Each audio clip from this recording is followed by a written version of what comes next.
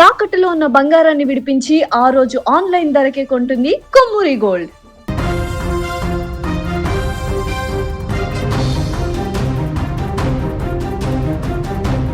ప్రపంచ క్రికెట్ ప్రేమికుల favourite league IPL 2026 season ముగింపు దశకు చేరుకుంది.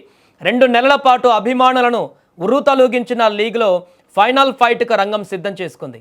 మరికాసేపట్లో ప్రారంభం కానున్న ఫైనల్ మ్యాచ్లో డిఫెండింగ్ ఛాంపియన్ రాయల్ ఛాలెంజర్స్ బెంగళూరును 2022 విజేత గుజరాత్ టైటాన్స్ ఢీకొనబోతోంది.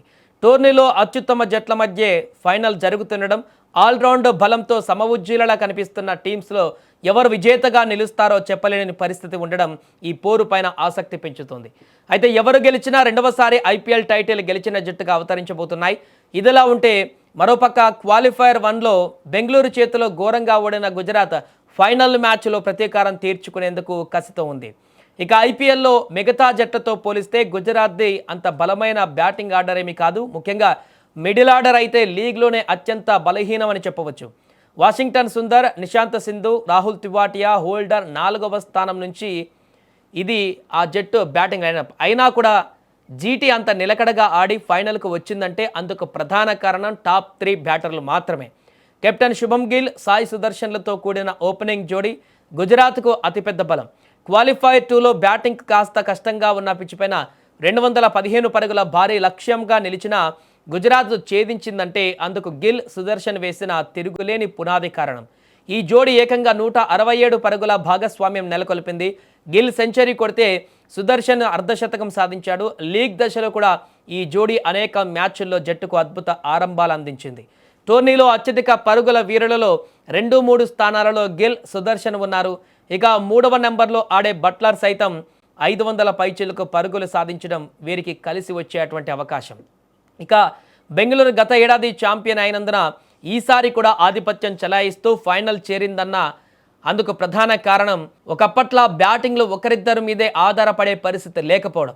ఒకరు పోతే ఇంకొకరు అన్నట్లుగా చాలామంది మ్యాచ్ విన్నర్లు ఉండడం, ఆరంభం నుంచి చివరి వరకు విధ్వంసం కొనసాగించేటువంటి ఆటగాళ్లతో బ్యాటింగ్ ఆర్డర్ నిండి ఉండడంతో ఆ జట్టుకు తిరుగు లేకుండా పోయింది.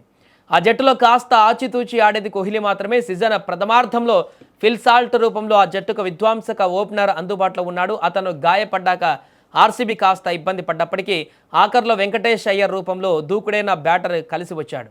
3వ స్థానంలో ఆడే దేవదత్త పడెక్కల్ చెలరేగి ఆడుతున్నాడు. ఇక కెప్టెన్ రజత్ పటిదార్ ప్రశాంతంగా కనిపిస్తూనే ప్రత్యర్థి బౌలింగ్ను ఊచకోతకు వస్తున్నాడు. క్వాలిఫైర్లో అతను ఎలా రెచ్చిపోయాడో తెలిసిందే.